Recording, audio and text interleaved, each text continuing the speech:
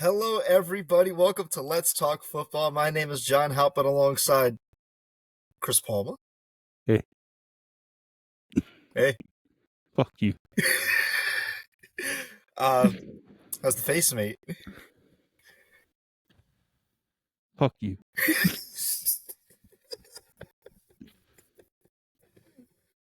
Oh my god. The reveal. It happened. The babyface bowl takes a beard. That's right. But Chris Palmer looking good as ever, mate. Looking good as ever. Yeah. It was a good bet. It was a shitty game, but shit happens. Yeah, we'll get right into it because there was a lot to talk about for Week 16. But I was gonna say let's get right into our Week 16 recap. Let's start with the Thursday games before the Saturday games. The Thursday game, the Denver Broncos and the Los Angeles Chargers, and Justin Herbert getting a big win over the Broncos, 34-27. Yeah, this was a huge win for the Chargers and an equally huge loss for Denver. At the end of this, they both got to be in playoff mode, and this is not a time to lose games. Huge loss and a huge win all around. Yeah, so with that, the Chargers have a very high percent chance to make it to the playoffs. They have a 96% chance to make it. Barring an utter collapse, they should be in there, so which is going to be very fun and very uplifting for Jim Harbaugh and his crew. Denver, they have to win one of the next two games, and they have to win the next one. Basically, a win and you're in with Cincinnati next week, but we'll get into that. But let's move on to Saturday's slate of games for Week 16.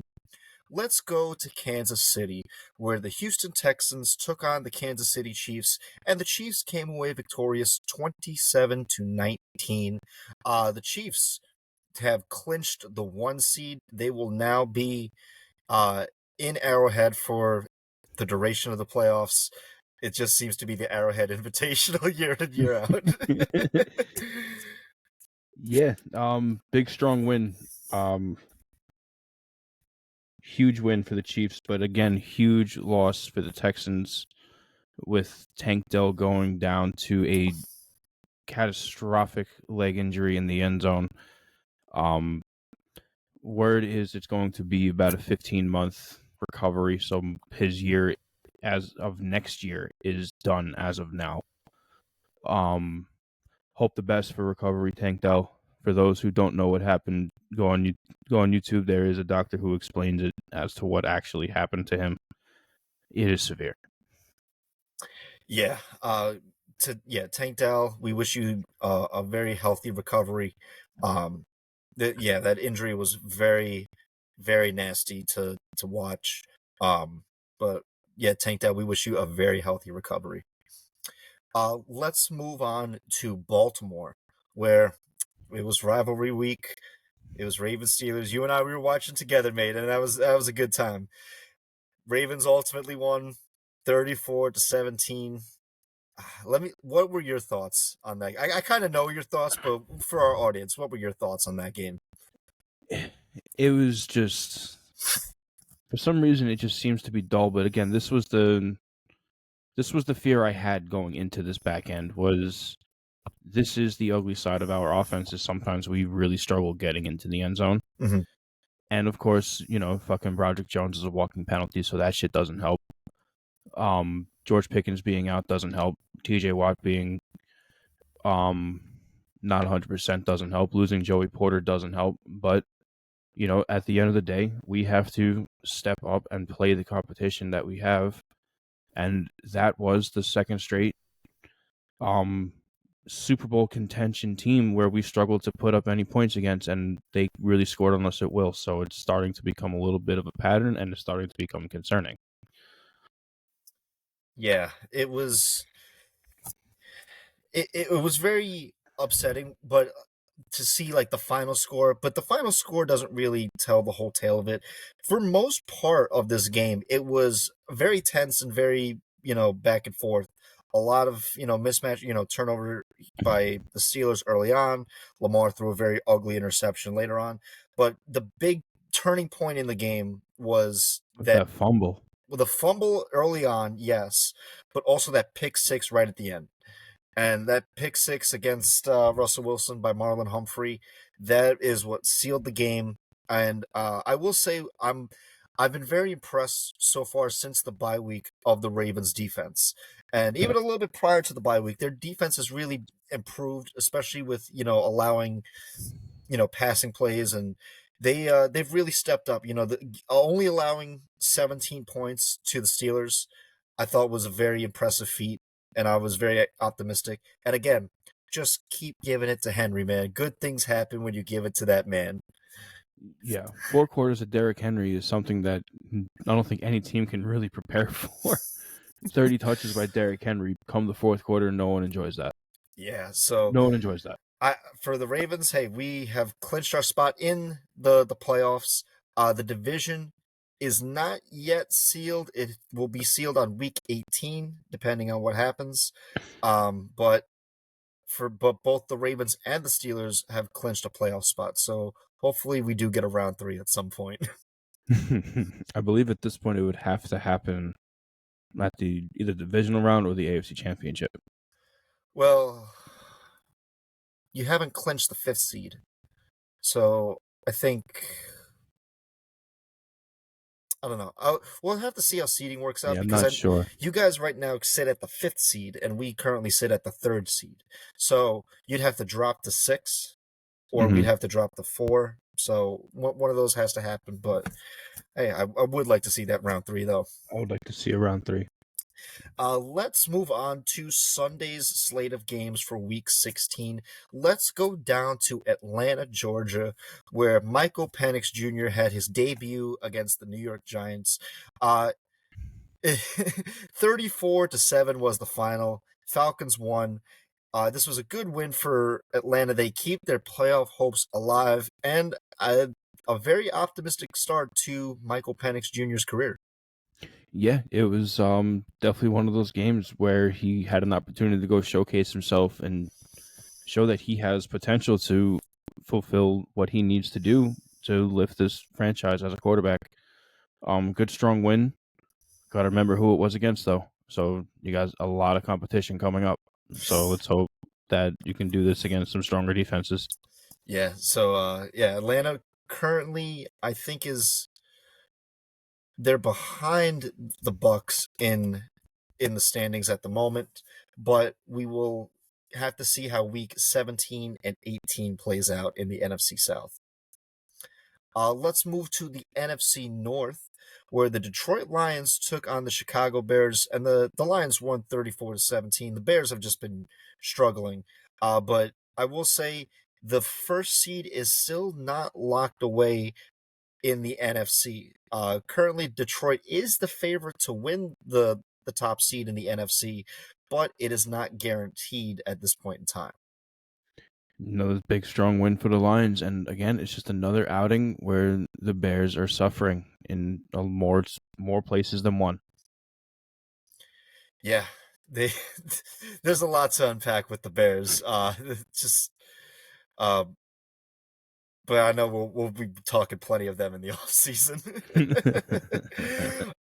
Let's move to Carolina. Now, this is another team that we've been liking to talk about. Carolina spoiled the Arizona Cardinals 36-30 in overtime. Cardinals are officially eliminated from playoff contention. It's almost like we know what we're talking about when we see things happening before it happens. Because that was the game that we've been waiting for with Carolina, where it's the head turning game. I know there wasn't many people who really expected the Cardinals to more or less make the playoffs, but they were a division leader for a good percentage of this year. Mhm. So people have to take that into consideration. And going into this week, they have a big chance to do it again. Oh yeah, we'll get more into that. They play the Bucks this upcoming week. Uh, let's move on to the MetLife, where the Los Angeles Rams came to play the New York Jets, and the Rams won 19-9. Very low scoring affair, but it's very cold here in New York. So weather's starting to play a factor. Yeah, absolutely. But again, it's another good win for the Rams, and they need every win they can so they can walk into the playoffs. Mm-hmm. Yeah, their playoff hopes are still alive, but they are not guaranteed anything yet. Seattle is right on their tail for that NFC West title. But let's move on to Washington in what was a very big upset for against the Eagles. The Commanders beat the Eagles 36-33, but the bigger story aside from the win is Jalen Hurts going down with injury, going down with I believe a concussion. Yes, Yeah. he went into concussion protocol, and I believe he's going to be out this week at the very least. Yeah. Hope for a speedy recovery. Don't rush it. If you need more than a week, it's just a game. Yeah, and I think this is that point of the year where a lot of teams are just going to just get a lot of injuries. But Jalen Hurts, we do hope you have a very safe and healthy recovery. Um, let's move on to Cincinnati, where the Browns and the Bengals met in an AFC North divisional matchup, and it was all Bengals all day. 24-6 was the final. Bengals keeping their playoff hopes alive. Yeah, you have to expect the Bengals to win this game. The Browns are totally deflated going in. Bengals are staying afloat because of Joe Burrow. Good win for them. Mm-hmm. Keeping their hopes alive for another week. Yep. Let's go down to Indianapolis, where the Colts took on the Titans, and 38-30 was the final. I got to say, even though these teams are Indy's still kind of there, I don't actually. I think they're eliminated. So both these teams are eliminated. But I will say to have at least a 30-point outing for both of these teams, that's a good showing for them. With nothing to play for, nothing on the line, but yet still going out there and playing hard. That's good football. Yeah, when nothing is riding on anything, it's always good to just go out and have fun. And at the end of the season, when there's nothing to lose, go have some fun. Go throw the ball, kid. Right. Get out there, Mayo Man. Put up some points, Mayo Man. You're probably not going to be here next year. Probably not. No. Oh man. Let's move to Seattle, where the Vikings took on the Seattle Seahawks, and what was a pretty solid game. Vikings won 27-24. Both teams still. Seattle's still alive in the playoff hunt, but Minnesota has definitely clinched their spot, and they will be in the playoffs this offseason, or this playoff season. It's wild to see how good of a season Sam Darnold is having this year. I know, right? It's really unbelievable, the turnaround that he's had. Huge win for the Vikings, and they are a favorite going into this postseason. Yeah, they could win the first overall seed against the Lions, I think, on week 18. So depending on how things shake up, we may see a battle for the first overall seed. So that would be very interesting. That would be wild. Let's move to Buffalo, where the Bills and the Patriots had a very interesting game. Bills won 24-21, but this was a very rough, low-scoring affair kind of game, very methodical game. But it was good to see the Bills still win it. But it was very interesting that the Patriots forced the Bills to kind of play their style. Yeah, and I'm pretty sure Josh Allen walked away with an injury to his throwing hand at the end of this game, too. He did, yes. And it is confirmed that he actually has a broken left hand. But God. But he's still going to play. He's still going to play against the Jets this upcoming week. Oh, my God. Confirmed broken left hand. Confirmed broken left hand going to play the doormat of your division. Just why? Just keep playing ball, kid. Oh my God. I think they want to keep him in for the MVP race between him and Lamar, because it's pretty much him and Lamar at this point. And Saquon. I would say you gotta put Saquon in that category because he's going for history right now. I would too, and believe me, if he breaks Eric Eric Dickerson's record, I would There's no absolutely. conversation. I would be so happy to do it, but odds are if he doesn't break that record, it'll probably go to one of the two quarterbacks. So it's just been how it is too, which is a quarterback award in the It's last so couple of years. unfortunate. Yeah. But yeah, no, Saquon's having an MVP caliber year. He should definitely. I hope that he not only gets 2,000 yards, but then breaks that record as well. That'd be really cool. He's on pace. He needs You know, 286 rushing yards within the next two games. okay, so he can do that in theory. Yes, he could. He absolutely can do that. So, hey, we'll have to keep an eye on the Eagles this upcoming week. And yes, the Eagles are playing the Giants this upcoming week. Let's move on to Las Vegas, where the Jags and the Raiders had a very low-scoring affair, kind of what we thought was going to happen between these two teams. Raiders ultimately won 19-14. With that win, that puts the Giants very favorable odds to win the first overall pick in the draft next year. Well, someone's got to win, right? Not really. No, it could tie. Not really. And we haven't had a tie but yet we've been this lucky year. this year and haven't had one. I know. And I'm glad it didn't come from these two teams either. It could have easily been a 0-0 tie. I heard a theory the other day that the Eagles should I heard this. Like let the Giants win to hurt their chances at the first overall pick. Dude, that would be sick. That would be like some 4D chess where it's like, I'm going to like make you win this week so that you don't get the first overall. You drop to 7. Right, you and don't you're get stuck that without a quarterback for years. And it's like, and then we're going to beat you again next year twice. We're going to beat you twice next year too. And then the year after. That'd be interesting, but we'll see how it shapes up. We'll have to see how that shapes up. Let's move down to Miami, where the San Francisco 49ers and the Miami Dolphins had a head-to-head battle, and the Dolphins won 29-17. Dolphins, they have a 4% chance to make the playoffs at this point in time. So you're telling me there's a chance? There's still a chance. Just keep fighting, Miami, and then you can do it. You're gonna need some help, but there is a chance. 4% chance. 4 isn't 0.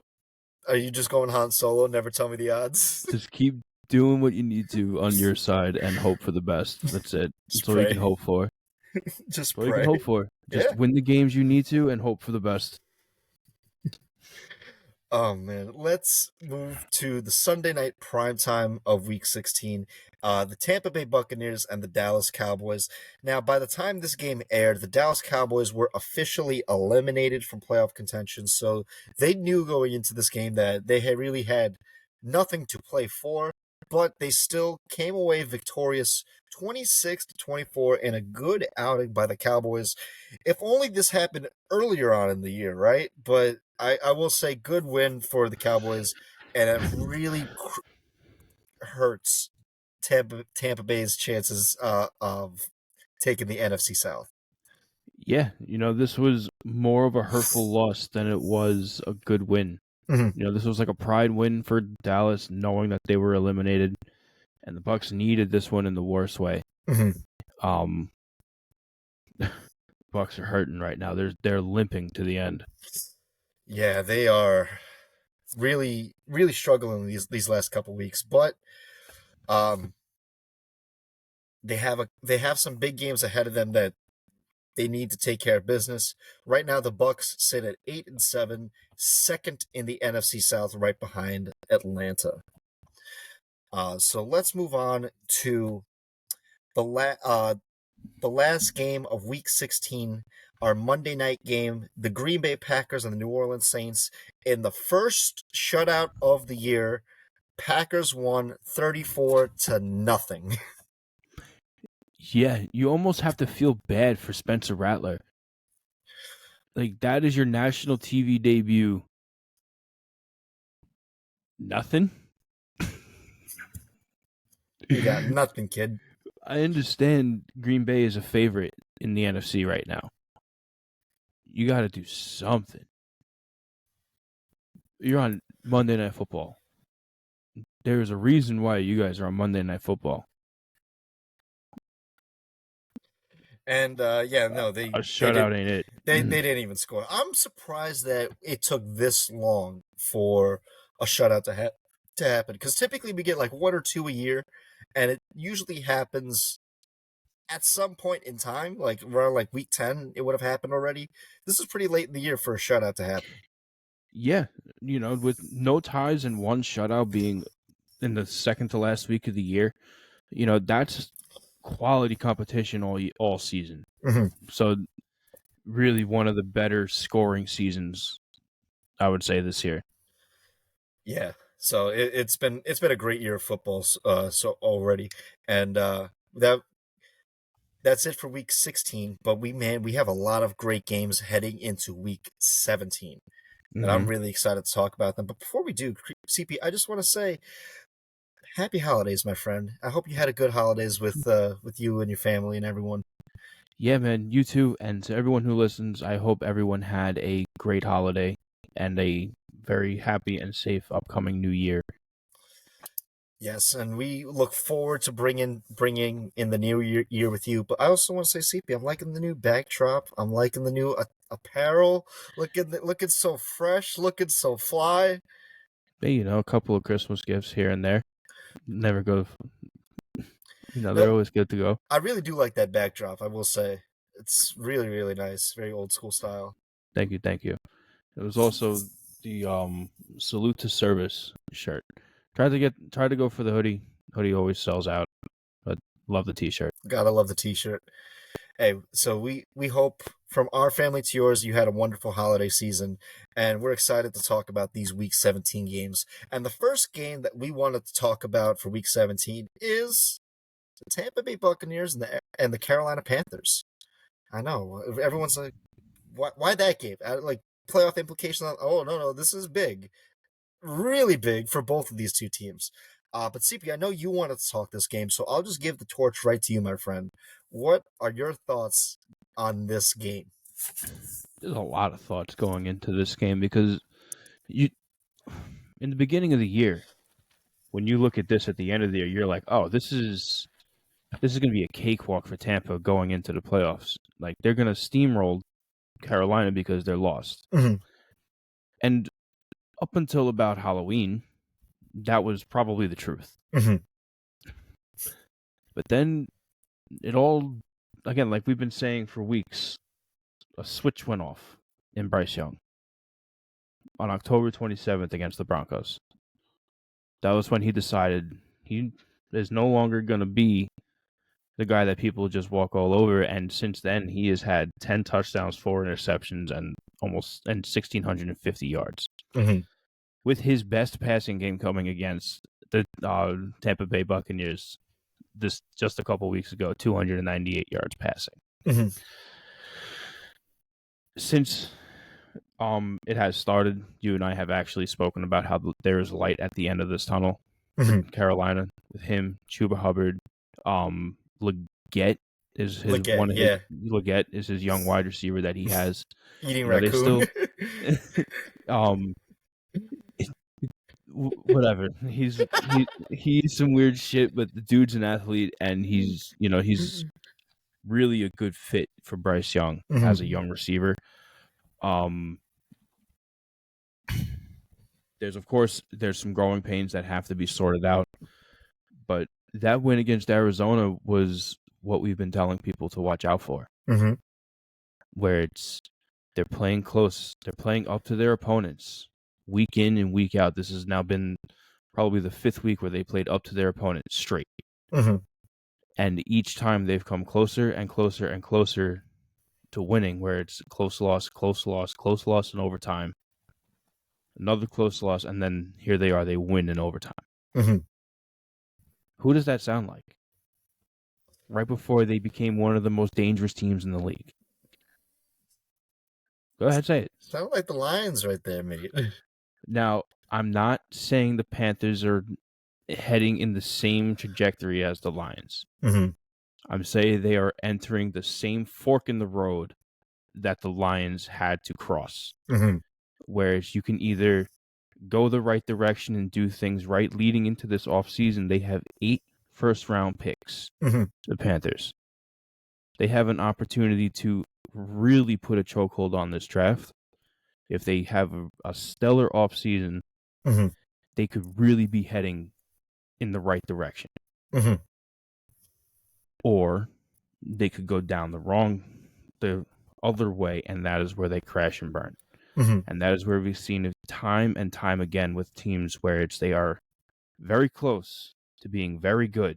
Mm-hmm. One or two missteps, wrong decisions at the wrong time, and they fall flat on their face. And that is where we see the Panthers right now.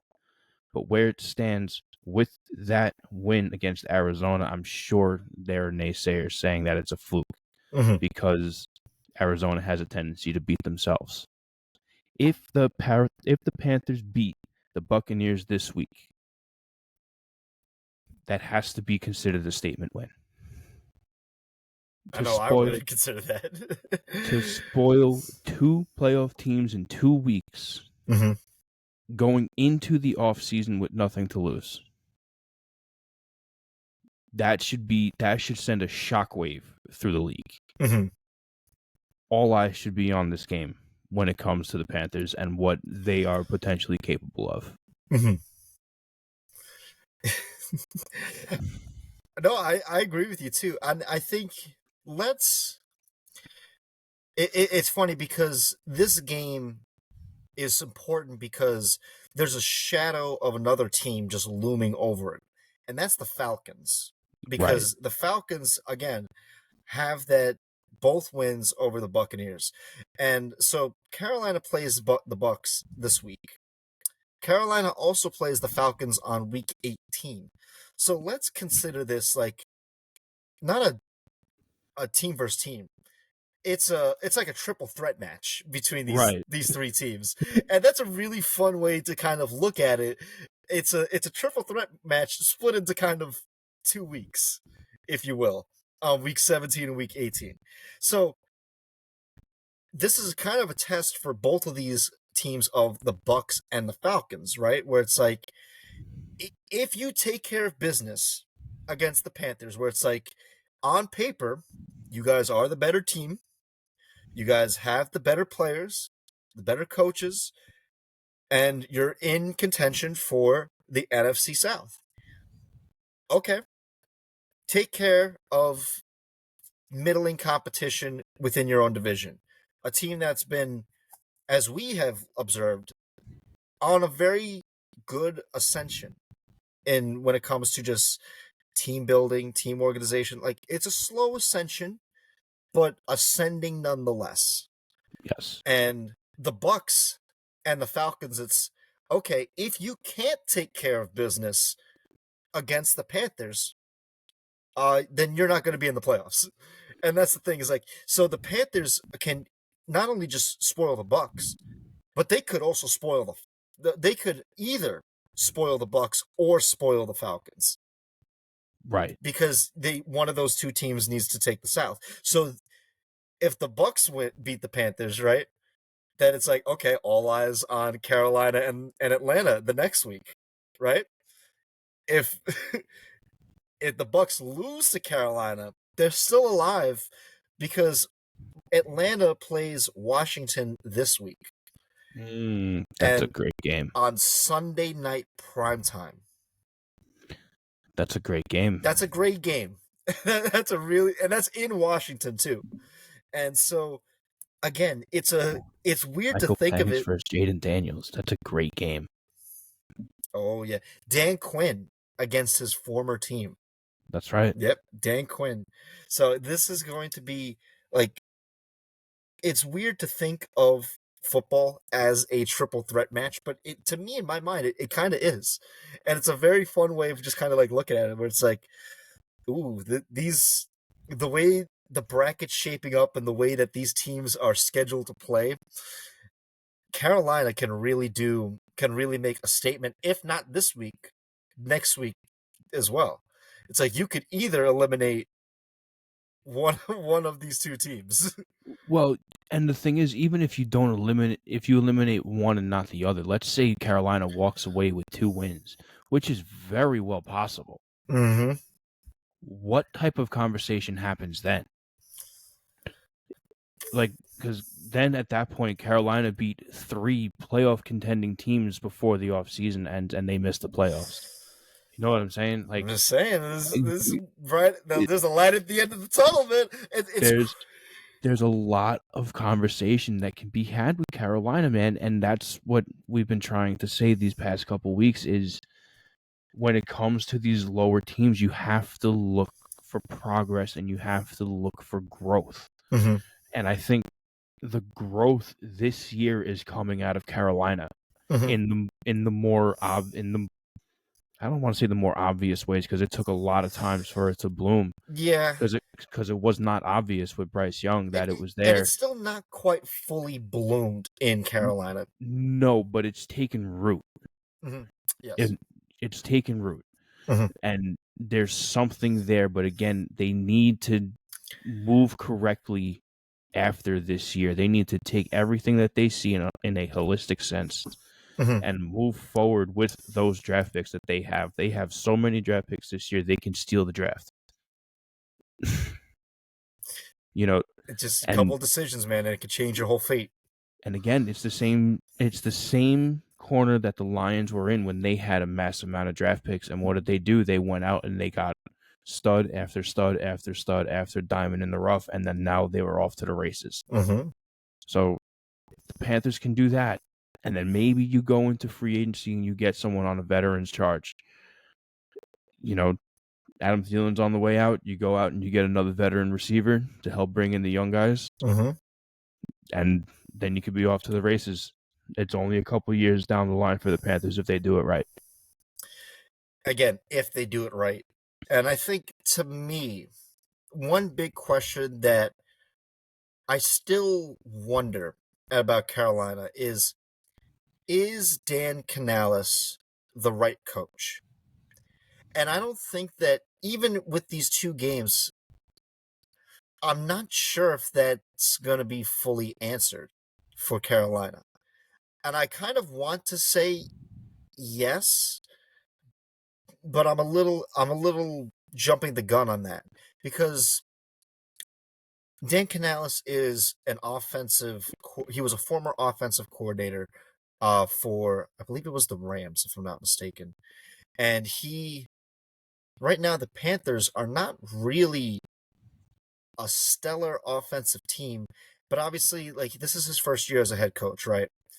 And I think that there's obviously a lot of grace period in being a first year head coach. I really want to see Dan Canales and the Panthers a lot next year, and the decisions that they make, because like you said, it's taken root, right? But it hasn't fully bloomed, and it may, depending on where they decide to go this offseason, it may not bloom. Right? Exactly. This could just be a stretch of games where it's like, oh, this looks promising, and then next year they can go 1-16, and it's It like, could very well fall on his face. yeah. So, and I think that for the Panthers, it's like this year, it's like, okay, let's be honest. The uh, at best, an NFC South winner is going to be 10-7, right? Probably 9-8. I'm guessing just the way it's shaping up, like probably 9-8 is fine enough to win the NFC South. And for the Panthers, it's like that's perfect, right? You don't Right. need to win. It's 15 games, Yeah, it's 13 games. You win 9 games, you get a chance. where it's like for the Steelers, it's like you guys won 10 games and you guys are sitting at the 5th seed. It's like what the fuck? Right. Like, Right. and You so guys need 9 wins to win a division? You give they me a break. the Panthers are very fortunate that it's like the division that they're in really allows them to take their time developing because of everyone's low expectations for a lot of the NFC South teams this year. Because a lot of eyes are on the NFC North this year, as they should, because Right. there's a lot of great teams in the NFC North. There's 3 out of 4 of them are playoff bound, and the other one's the Bears. So, Right. but the Panthers are very fortunate to be in the division they're in to kind of like grow slowly what they want. And I think next year where it's like the question of is Dan Canales the right head coach for the Panthers? I think that that's going to be answered next year in what is Dan Canales' vision of the Panthers going forward. Yeah, I agree with you, but I feel with these games moving forward, were he to win these games, he would earn the right to prove himself next year. Mm-hmm. Whereas, let's say this week and next week he splits, he goes 1-1, Mm-hmm. right? He'll say he beats the Bucks and he loses to the Falcons. I was gonna say which one does he split because that's really interesting. That's where the conversation becomes more of a okay. I think the conversation would be deeper if it was, let's say, Bryce Young beats Michael Penix. You would have to open the books that way. You know what I mean? Even because simply there's just you can't put Bryce Young in the same conversation as Baker Mayfield. You just can't. No, You know what I'm no, saying? So yeah. in terms of game, like single gameplay, you wouldn't be able to do it. Baker Mayfield's on a career year this year.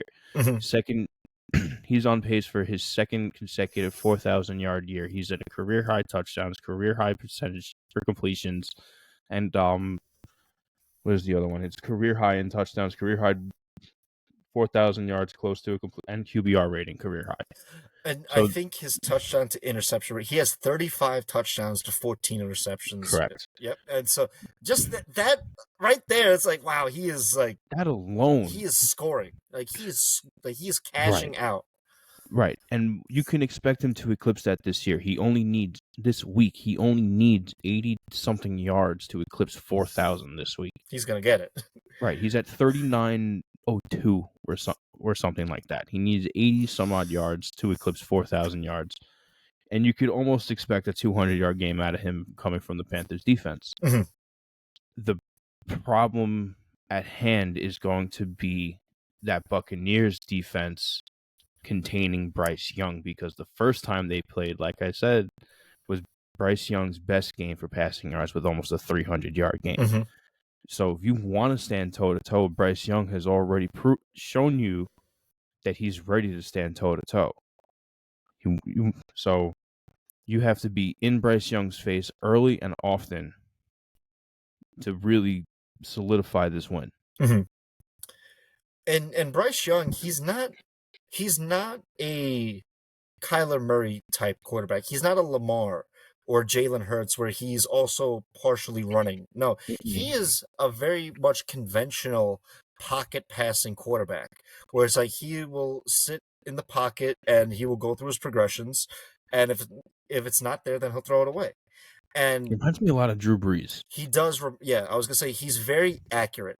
And I think that one thing for this year that I have really been impressed by for Bryce Young in that stretch of time since that Denver Broncos game is that he has been more decisive in his throws. He's not too unsure. Like he's going through his progressions. If it's not one, it's two. If it's not two, it's three.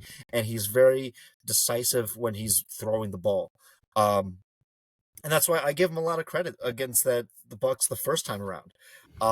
And you flip it over to the Bucks side of things, where it's like, obviously, yeah, Baker Mayfield is clearly the better quarterback over these guys, but I think that when you look at what has really stifled the Bucks this year, obviously injuries on the offense, right? When Mike Evans and Chris Godwin went down, that really kind of hit That them, hurt. That and hit them heavy. they went on a couple game losing streak because of that. And I mean, granted, they did play against the Niners when the Niners were still kind of healthy. They did play against the Chiefs and all that. So like they did go up against very high competition, and they just were just a little bit outgunned. Even against the Cowboys too, they were just a little bit outgunned against competition. And again, the Cowboys aren't good competition, but I mean, Bucks should have won that game. Both Mike Evans and Chris Godwin were both on the field. So was Rashad White, Bucky Irving, all their offensive talent. So you can consider them at full strength, You could, roster-wise. You could, right? You could be considered full strength, right? But they're still like limping. They're still sore. They're not 'Right, 100%. I'm not talking Yeah. about fatigue injuries, I'm talking about just roster strength. You could be considered Yes. because Yeah. all first strings are in. Yeah. For at this point in time, yes. Um, I think what the big thing that's really held the Bucks back, aside from the offensive injuries, is their defense has not really been that good this year, and that's not really like a very It's not a analytic. well-kept secret. Yeah, I was gonna say it's not a well kept secret, but their cornerbacks specifically are just very young and inexperienced, and that their cornerbacks allow teams to stay in the game by throwing the ball a lot. Hell, like you said, Bryce Young had his best throwing game against the Bucks, against that secondary, right? Cooper Rush last week had a phenomenal game against the Bucks defense. And their front seven is fine. I'm fine with their front seven, right? Obviously, you lose Shaq Barrett, Devin White. That those are big losses, right? But you still got Levante David and Vita Vea, man. Vita Vea, man, he's having a phenomenal year. Uh, He's he's great. he's He's such having a great a fucking player. phenomenal year for a defensive tackle, and he's one of the best at his positions. And the Bucks are really lucky that that they had this guy, man, because he's just an absolute behemoth of a dude. But when they can't get there and the quarterback has just that extra second to make that pass, those cornerbacks really fall apart in the end. And so when you look at this game here, this is a very winnable game for Carolina because of how susceptible the Bucks defense is. Now also too, turnover differential. Bucks are -4 and Panthers are -6. So they both do not do a good job of winning the Containing the turnover ball. battle. Yeah. So this game is at first when you look at it on the schedule, it's like, oh, it's Panthers Bucks, right? No, no, no, no, no. This is the first part of a triple threat in a very winnable triple threat for all teams For the involved. major underdog, really. Like, because I wouldn't say like at this point in time is like, is Tampa really that much better than Carolina? They should be, right? They definitely should be. They should be, but let's see if they actually are. Right. This is another game where you have to look at it on Carolina's side and see, is this another game where Carolina plays up to their competition, or is this a game where their competition plays down to their level? Mm-hmm. But every week that we look to see what the case is, it's Carolina playing up to the competition. Yeah. So it's, if Carolina keeps answering the call to play these teams really well, that's no fault of Carolina's that these good teams can't get past them. Mm-hmm. You want to be the thorn in the side and then you come out next year on fire. That would be really cool to see. It could be, and that's the thing too. Is like it's a very interesting way to end off the year, right? Right. If Carolina loses both of these games, Atlanta's in, right? Right. Just like they're in. If Carolina wins one of these two games, whoever they beat is eliminated. Essentially, it's like Right. so, and it's crazy too that the way the bracket works out too, and how it shakes up.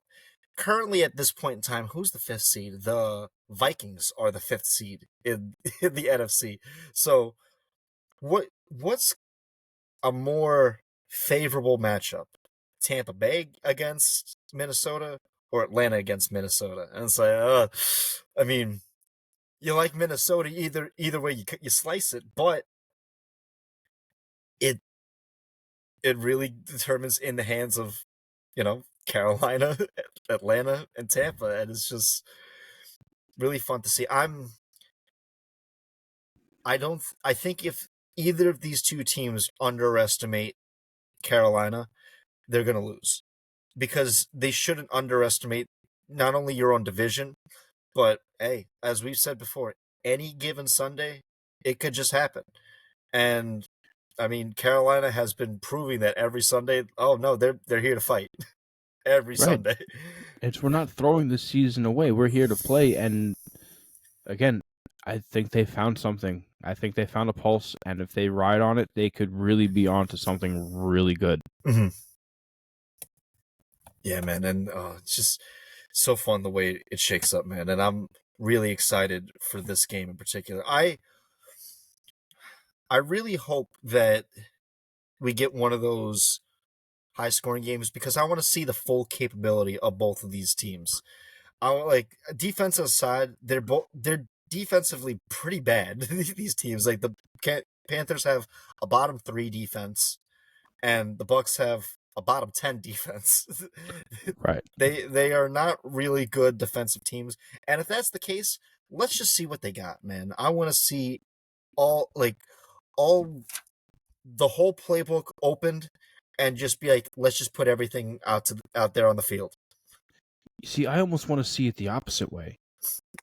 I want to see a defensively strong game where if these defenses are so bad, I want to see the corrections made.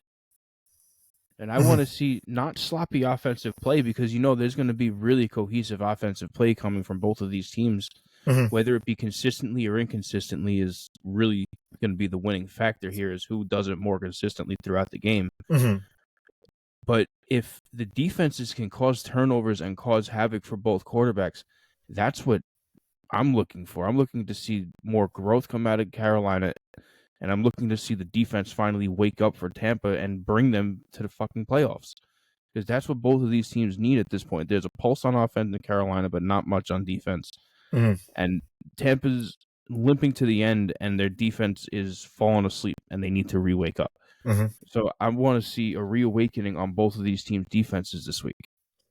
I'd like to see that too, but the stats don't favor that, man. They don't favor it, and that's okay because seeing a shootout would be cool. Seeing Bryce Young go toe-to-toe with Baker Mayfield again, coming off of a huge win, who knows, maybe it's a different conversation than when they first met. Hey, man, maybe it's the start of a good rivalry going forward, but That would be cool. we'll have to see. But I was going to say, CP, do you have any final thoughts on this game? This game is going to be a lot of fun. Again, like you said, going into this game, a lot of people were probably thinking, why talk this game? Mm-hmm. But there's a lot to talk. There's a lot to unpack with this game. So this game should be very exciting. The NFC South triple threat match, and we get the first part of it on Sunday. I'm excited for this one.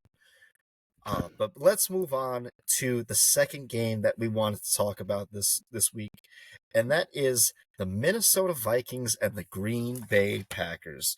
A classic NFC North rivalry. This one is going to be a lot of fun, and both of these teams have clinched a playoff spot, so they're playoff bound. But depending on how it shakes up in the next couple weeks, I doubt we'll get around 3 of these of this matchup, but it should be great to see nonetheless. Yeah, 100%. This game is going to be so exciting.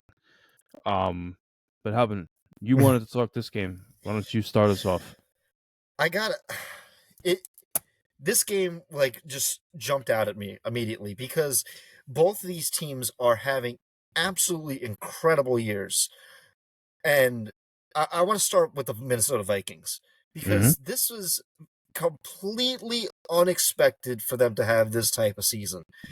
They are one of the best teams in the NFC and could very well make it to the Super Bowl under Sam Darnold, which is like the most bizarre thing. But yet he's killing it. He's having his best year so far, and he's 32 touchdowns, 15 interceptions, and he just has really looked comfortable under Kevin O'Connell's offense.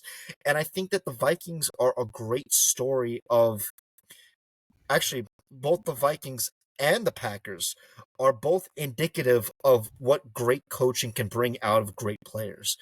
And that's the thing too. It's like for a while, like Sam Darnold was a good prospect. And it's like he was never under the right head coach in New York, right? And then in Carolina. And then he goes to Kyle Shanahan and he's backing up Brock Purdy last year. And then he just hits the market and Vikings are like, "Hey, come along, kid. We'll sign you. You'll be our backup, but we want to start this young kid." Young kid gets hurt, and then Sam Darnold says, "Okay, it's my time to shine." And he has not looked back since. And I think this year, I think he's proven that he has earned a starting spot on some team next year. I don't know if that's going to be the Vikings. I don't know if that's going to be for another team, but I know at least some team in the offseason is going to give him good money based on just this year. Not for like what they intend to do, like what they intend to. It's more like because he's had such a great year, it's like, okay, you're probably the hottest quarterback to hit on the market this year, right? And the thing is with Sam Darnold is wherever he lands next year, if it's in Minnesota, if it's somewhere else, I'm very curious to see if he can duplicate the success that he had this year. Whereas for the Packers, we know that they can duplicate their success year in and year out because of their coaching, because of Matt LaFleur. And he just doesn't matter with if it's Rodgers, if it's Love, if it's a young wide receiving core, if it's a young defense, if it's new players, new free agent, doesn't matter.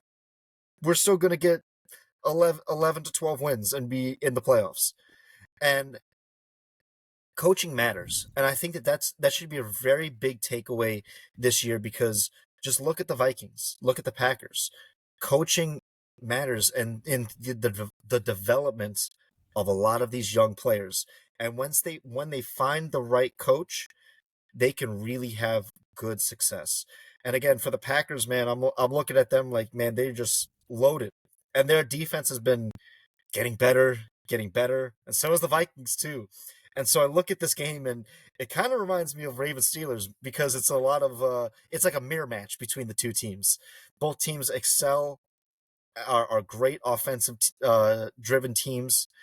Both have solid enough defenses to be in the Super Bowl, right? They're not top defenses, but they are solid. And either of these two teams, I feel that if the playoffs were to end today and Detroit takes the first seed, I think either of these two teams can really give Detroit a run for their money.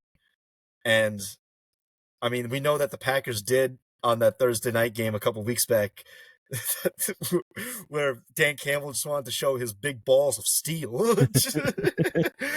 Yeah, the fourth down or bust. Bro, he's just going down on every four down football, man. But these teams are some of the most fun and exciting teams of this season, and this game is not only going to be huge for their rivalry, for ratings, for offensive showcase, defensive showcase. Obviously, the playoff implications are there. They're huge. They matter, and depending on how this game goes, will determine a lot of seeding going forward. I think if the Packers win, I think Detroit gets the first overall seed, if I'm not mistaken. I gotta look into that. I'm not sure about that. I'm not positive with that. But I have to agree with you that these two teams are mirror matches. You know, you have the Vikings coming in, right? They're on an 8-game win streak. And 6 of those last 8, they've scored 25 or better. Mm-hmm. So they are riding hot. But you said it the best when it comes to development. These two teams are the epitome of development gone right. Mm-hmm. Sam Darnold was put into 3 impossible situations. I count San Francisco as an impossible situation too because he was backing up Brock Purdy. Mm-hmm. And he was thrown in at the worst opportune moment. So by the time he finally hit Minnesota was when he finally found somewhere that had a little bit of stability. You know, there wasn't a huge, ugly divorce with Kirk Cousins. It was, we drafted a guy, but we need someone. We do need a backup, but are willing to look at you and see how you play. Mm-hmm. And if you play well, you'll earn your keep. Unfortunately, young kid goes down.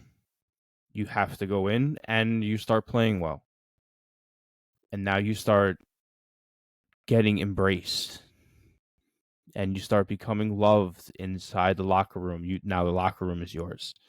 Now you're off to the races. You're winning games. Now you're winning games impressively. Mm-hmm. Now heads are turning. It's, oh my God, it's Sam Darnold. That is the same thing in Green Bay with Jordan Love. Jordan Love is their franchise guy. Like you said, Sam Darnold is playing up to the caliber of being a franchise guy. Mm-hmm. Will it be in Minnesota? I think he's earned a tag. Mm-hmm. Give him a tag. I think he's earned the starting spot. Make why can't I think of his name off the top of my head? JJ McCarthy. JJ McCarthy. Make him earn the spot back. I feel like that would be the only fair way. We have you on a rookie deal. Sam Darnold, come in. You earned your keep here. Mm-hmm. If he brings them to a playoff win, without a doubt, they should re-sign him. Mm-hmm. At least to 1 year. Jordan Love is stacked. He's set. He's where he's going to be for the rest of his career. Green Bay is making a history of just drafting franchise quarterbacks. But their defense is starting to really rise. 5 out of the last 6 games, holding teams to under 20. So it's going to be really cool to see these two teams meet head to head, being at such heights that they are on opposite sides of the ball. Mm-hmm. So, CP, I want to give you like a little comparison of Sam Darnold's story to something that just kind of popped in my head as to why I'm not too sure if the Vikings should extend him. And again, that's up to the Vikings' choice, but where have we seen this before in recent time? A quarterback is drafted to a very, let's just call it miserable culture in a team that he's not going to have much success in. And for a couple years has struggled to get any glimpse of success in that organization. But then 1 year, under a different head coach, he finds playoff success. In fact, has his best year of his career and wins a playoff game. That team signs him to a deal, and then he does not play back up to that caliber again. In fact, has gotten even worse. And the organization is like, "Oh, were we wrong to sign him?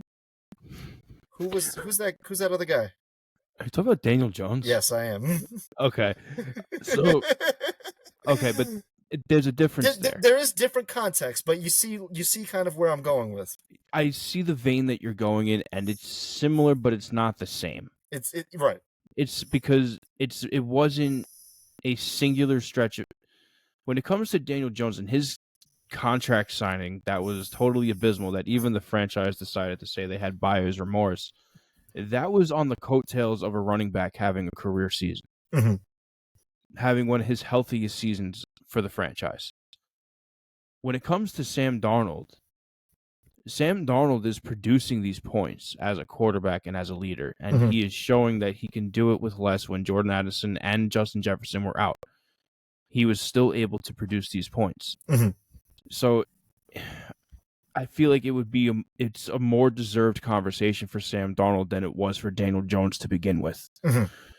Daniel Jones never should have been in that conversation for a crazy deal like he got. That was Saquon's contract, and everybody knows it. Even Daniel Jones knows it.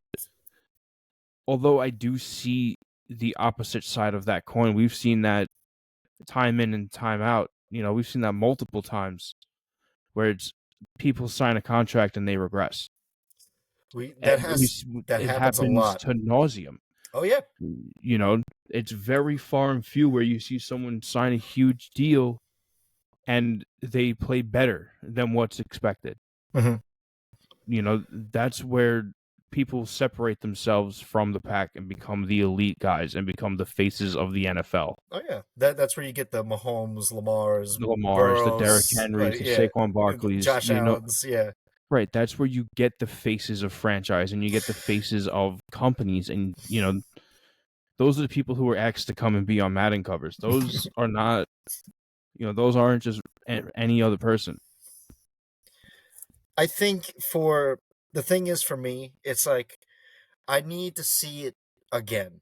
That's the thing. Is like I need to see in order for you to like prove yourself. Like it's like as a especially as a quarterback too. It's like Mm-hmm. because they're like we've watched enough football year in and year out, you and I, where it's like we've seen a lot of one shot wonder quarterbacks, Correct. and it's like man, they're just at the right place at the right time, and they had the right year and got the right contract, and but it turns out it wasn't the right contract, it wasn't the right place, it was actually a pretty bad situation. And we've seen that time and time again. Again, I'm just curious as to what the Vikings choose to do next year and where Sam Darnold winds up. I think he definitely has earned a spot to start next year. I don't know under Minnesota or not under Minnesota, but I think that come September of next year, whatever team Sam Darnold is playing for, he's probably going to start week one because of just how good he's played this year. And I think that I would love to see him wherever that is. I'd love to see this production too. The man has led the Vikings. They're 13-2.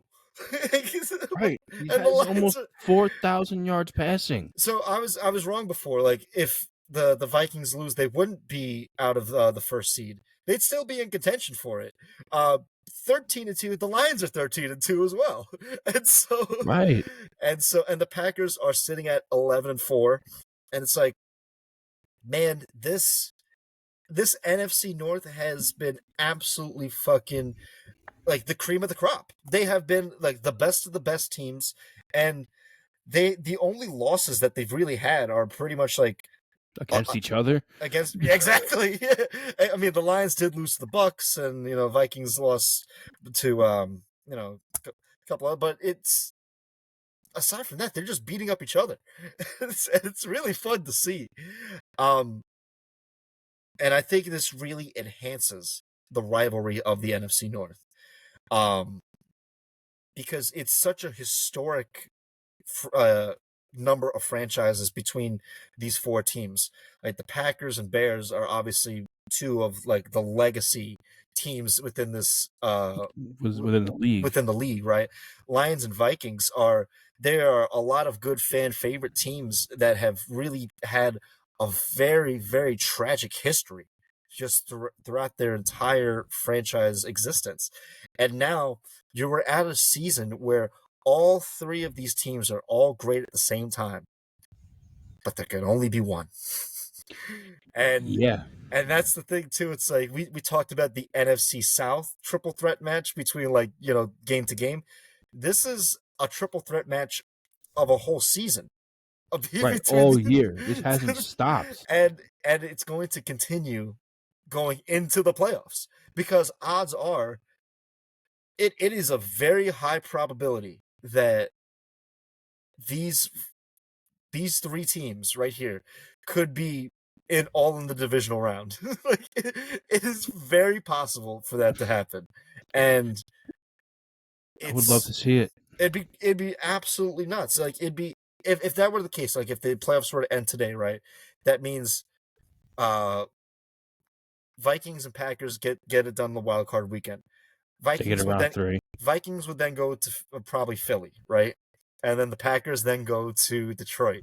And it's like, Oh oh, my god. those are some good, great matchup. And that's one of the fun parts about playoff football is just envisioning the matchups you'd like to see in your head. And it's funny that when you look at the NFC North, it's like I'm fine with any of these teams playing any of these teams. Right. Any mix up that you get with the NFC North, you're going to get quality TV. But man, this is going to enhance the rivalry. And I know we talked a lot of Vikings. I want to flip over to the Packers just for a little bit. And I just want to say that they were my Super Bowl pick going into this year, and it has been very, very like I wouldn't say a roller coaster, but it's obviously been more ups than downs for the Packers. But even still, it's like Jordan Love going out week one, right?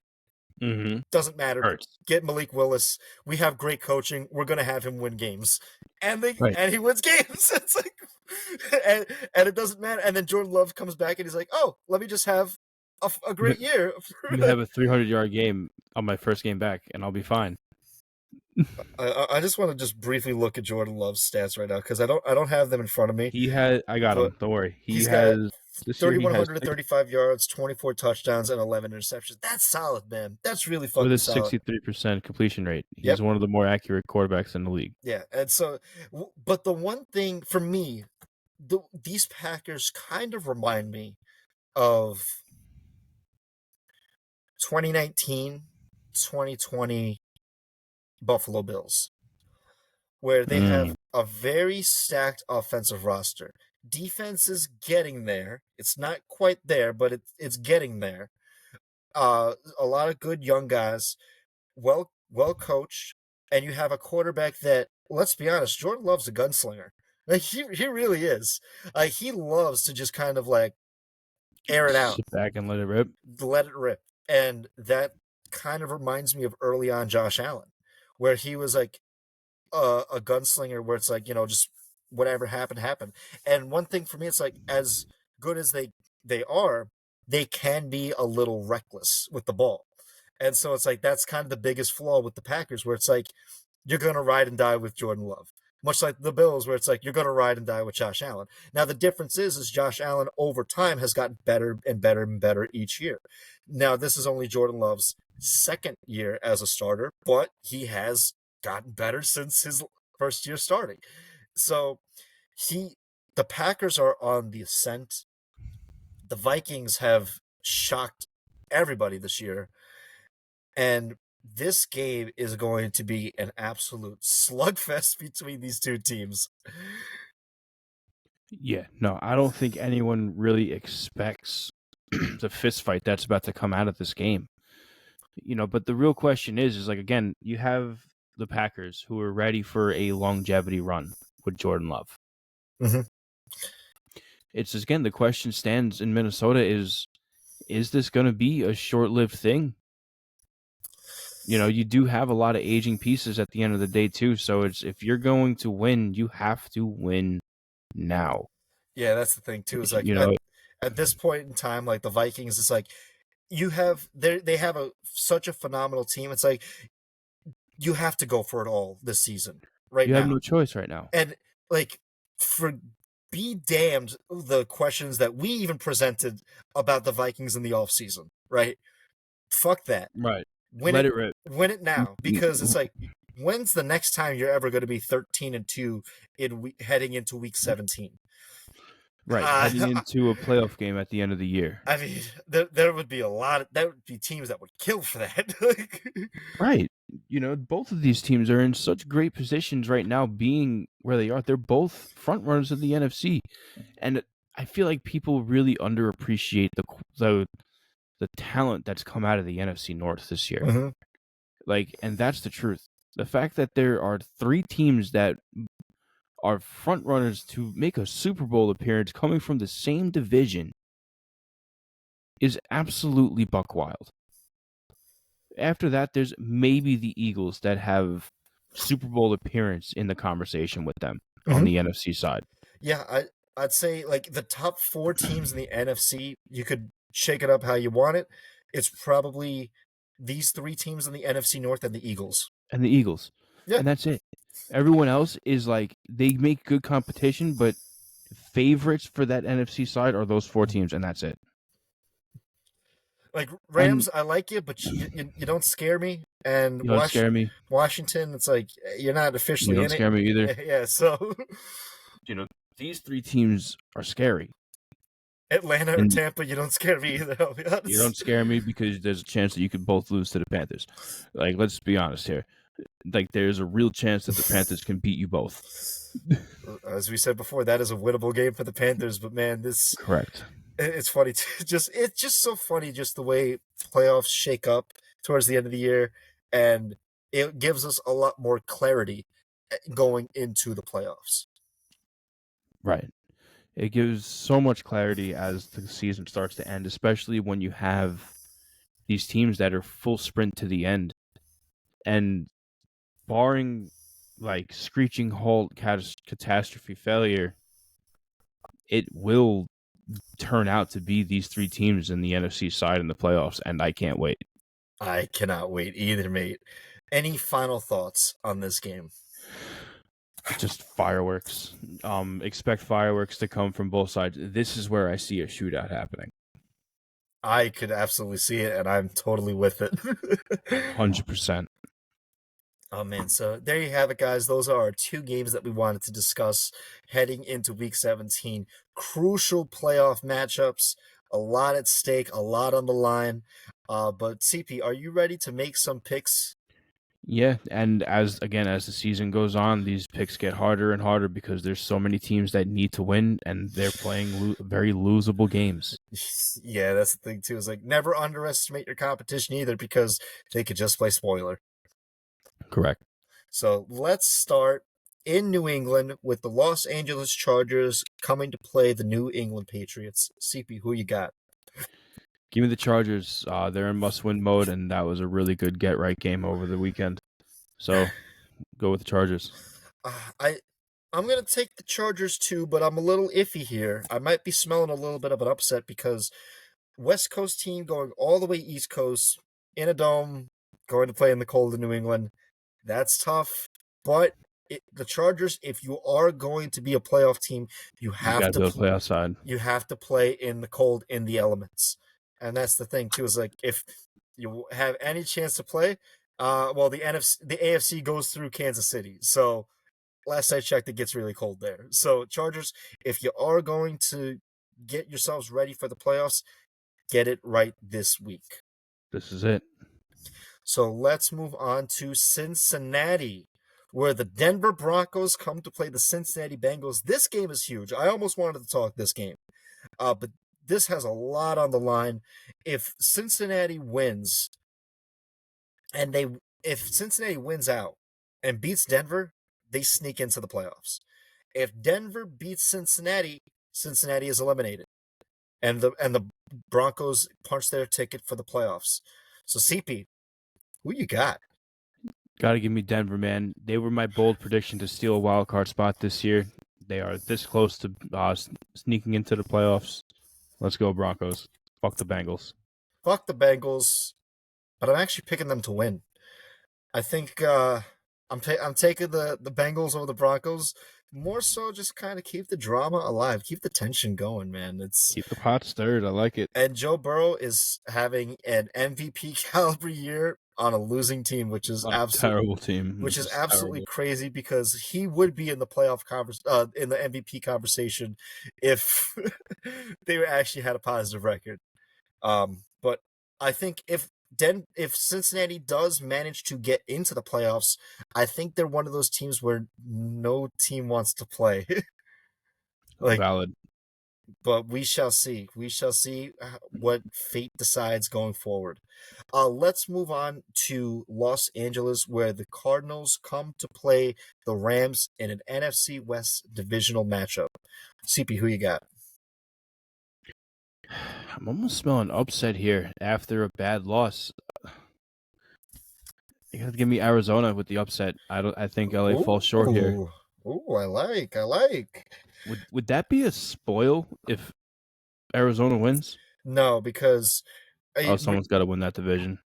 yeah, so it's either going to be Seattle or LA or the Rams. So depending on how it shakes up, Seattle did win in week 17. Spoiler alert, they did win.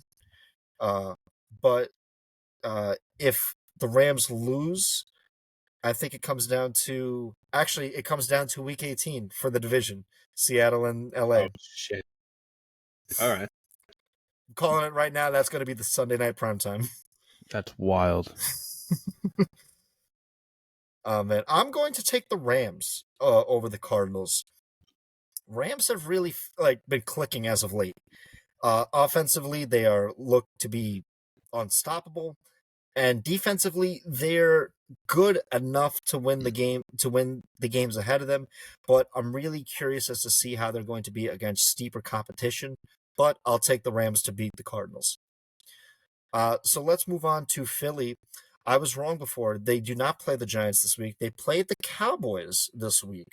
The Dallas Cowboys come to play the Philadelphia Eagles without Jalen Hurts. So, CP, who you got? I think you have to still give me Philly. They're just the more organized team, and they're a front runner in the NFC. Mm-hmm. Yeah, I think I'm gonna go with Philly as well. They seem to be, despite being without Hurts, they seem to be a very complete team. And offensively and defensively, big shout out to Vic Fangio, the defensive coordinator that they picked up this offseason. He has been worlds different for the Eagles and had them breathing new life defensively. I'll take the Eagles to beat the Cowboys. Hell yeah. Let's move to Tampa. Chris Palmer's game of the week, baby. Where the Panthers take on the Bucs. Now, CP, we talked about this beforehand, a little bit before before we started recording. I'm still going to take the Bucs to beat the Panthers. Although, yes, I do think this is a very winnable game for Carolina, and I really want to watch this game. I think Tampa is just going to beat the Bucs. Oh, sorry, Tampa's going to beat the Panthers by just enough. So I'll take the Bucs. But CP, who you got for this one? You're gonna have to give me Carolina for the split, man. You are committed, man. I love it. Love it. You're gonna have to give me Carolina for the split. I love it. Very hard to sweep a team in the division. It is. And again, Carolina's rolling off of a huge win. So I'm going for the double spoil. I respect it, man. Well, I mean, it wouldn't be a spoil if Atlanta loses to Washington, and then it comes down to Carolina and Atlanta week 18. Right. Oh, we still got that triple threat. We'll see what Carolina does, but I like it. I like your pick, mate. I respect it. Let's move on to Buffalo, where the Jets come to play the Bills in Buffalo, and Josh Allen again confirmed broken left hand, but is still expected to play. Give me Josh Allen. I'll take the Bills. Who you got, CP? Yeah, give me Josh Allen with a broken hand over a healthy Aaron Rodgers. Over a healthy Aaron Rodgers and the Jets offense. And it's still going to be a fucking 2-possession game. Oh my god. Oh my god. Tell me the Jets upset the fucking Bills. Absolutely the fuck not. That's just not going to happen. That would be like a fever dream. Oh my god, bro. At that point, I feel so bad for Jets fans because they'll probably then extend Aaron Rodgers, and that'd just be the wrong move. That would be the worst. That'd be the worst fucking move they could do. And what's crazy is there'll be Jets fans that eat it up. We beat the Bills. Shut the fuck up. John Conte, don't do it. Don't drink the Kool-Aid, mate. Don't drink the Kool-Aid. We beat the Bills right before they went to the playoffs. Shut the fuck up. He was playing with a broken hand, and he still probably mopped the floor with you guys. Oh my god, I love it. Let's move to the MetLife, where the Colts come to play the G-Men. CP, who you got? You're gonna have to give me the Colts. I have no faith in either New Jersey MetLife team. Yeah, I'll take the Colts as well. I think at this point the Giants are just trying to lose at this point, but I'll take the Colts to beat the G-Men. We're going to see a big sea of blue in the MetLife. Mm-hmm. Let's move down to the Big Easy, where the Las Vegas Raiders come to play the New Orleans Saints. CP, who you got? This one's going to be ugly. Oh, yeah. Give me Vegas. I don't know that I can expect a team to win after being shut out. I hope they looked at that film and they created some form of like a never again energy. But Spencer Rattler, you have to put some points on the board this week. Yeah, he does. I will actually take the Saints to beat the Raiders. Because of that reason. I think that they look at that film and be like, wow, this is horrible. We can never do this again. I And hope so. I hope so for their sake, man. Watch, if they get shut out again, holy shit. But it has been a rough season for both of these teams. But I'll take the Saints to beat the Raiders. Watch the first tie come.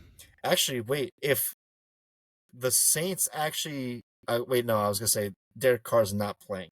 If he were to play this game and if he were to lose to the Raiders, he'd be the first quarterback in NFL history to lose to all 32 teams. But Oh my he's god, that's but not a stat that you need to say. but he's not starting, so it's going to be Spencer Rattler.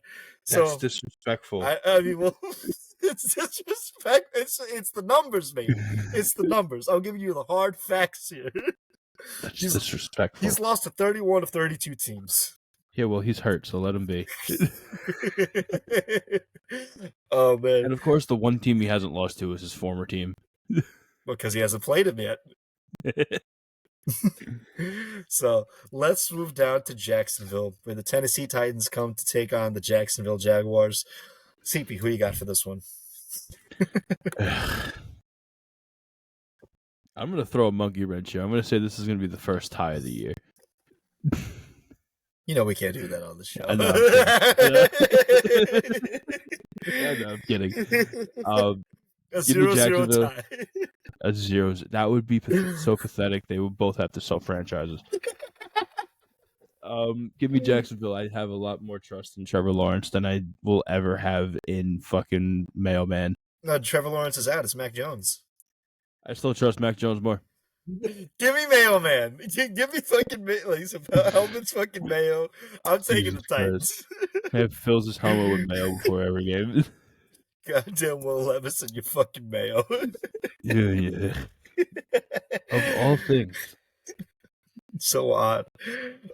Let's move to Cleveland, where the Miami Dolphins come to take on the Cleveland Browns. Who you got, CP? Miami, just keep doing your job and win the games you need to. You need to win this game. Miami has, at this point in time, a 4% chance to make the playoffs. Never tell me the odds. Never tell me the odds. I'm taking Miami to beat the Browns. Okay, now let's move to Minnesota, where we have the NFC North battling it out. Green Bay Packers, Minnesota Vikings. CP, who you got, my friend? I know, this is a good one. You're going to have to give me Minnesota simply because they're home. Home field advantage late in the year takes a huge toll. But other than that, it's a fucking mirror match. I'm going to take the Packers. I think, again... Ooh, you're going to walk into Minnesota and walk out. I do. I think one thing for me that has really benefited the Packers a lot is they are very resilient as a team. It doesn't matter if they're down or anything, they are going to fight, and they may not always be successful, but they are always going to fight 4 quarters. This is going to be a great game, possible game of the week, but I'm going to take the Packers over the Vikings. Hell yeah. So, which leads to our Sunday night primetime game, another big match, the Atlanta Falcons and the Washington Commanders. There's a lot at stake here for this game. I almost wanted to talk this one too, but CP, who you got, my friend? You have to give me Washington. I trust Jaden Daniels more than I do Michael Penix, but this is going to be a great matchup. Yeah, I'm excited for this matchup. These two first-round quarterbacks of this draft class just going at it. I mean, I think Michael Penix, it's a tall order, but, it's still a very winnable game. Right. You have the pieces. You can do it. You have the pieces. Washington's defense has not been all there this year. So this is a very winnable game for Atlanta, but I'm going to take Washington to win this game too. I think Washington punches their ticket into the playoffs, which then makes a Week 18 matchup between Atlanta and Carolina very, very interesting. Hell yeah. So let's move on to the final game of Week 17, the Detroit Lions versus the San Francisco 49ers. Now, if this game was Week 1, this would be a totally different game, but this is Week 17, and both of these guys are really, really banged up. The Lions have a lot of players on injury reserve, and we've already discussed a lot of the 49ers' woes with injuries this year. But CP, who you got in San Fran? You're gonna have to give me the Lions, man. They seem to have been more resilient with these injuries, and they still found a way to just keep winning games no matter what the injury comes. Mm-hmm. Yeah, that's the thing too. Is like they do a great job of next man up, just waiting to see who comes in. I'm going to take the Lions as well. I think what's really going to come from this game is Jahmyr Gibbs is going to have another big game, but he's going to outshine Christian McCaffrey. Oh, by far. And I think that Gibbs is really going to put his name on the map as like some of the elite running backs in the league, and he is ready for it. Is he back in, or is it just David Montgomery? No, Montgomery is still out for a while, but Gibbs is the one Okay. who's taking the load. Okay. All right, guys, there you have it. There's our 2 games. There's our picks for the week. Please leave a like, comment, subscribe. To those who watch, please, we wish you a very happy New Year's. We will see you when we come back. For those who are going to watch this week, these games are getting more and more intense. So please leave a comment as to who you think is going to win. But until next week,